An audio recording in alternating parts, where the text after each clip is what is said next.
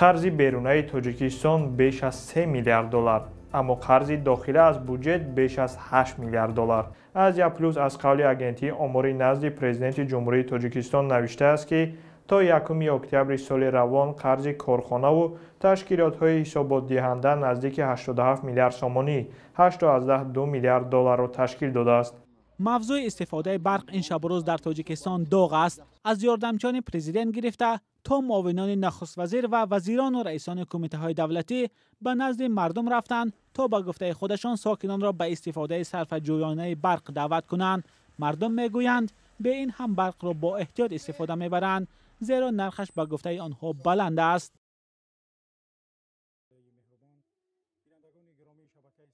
الحمدلله که پیک پیروزی و نسیم پیروزی از داخل کشور به ما رسیده ایستاده است. چند دقیقه قبل شهرمردان مبارز ملت در داخل کشور در زیر یکی از زیرزمینی های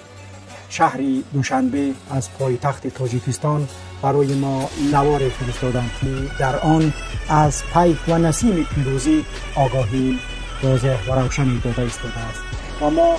این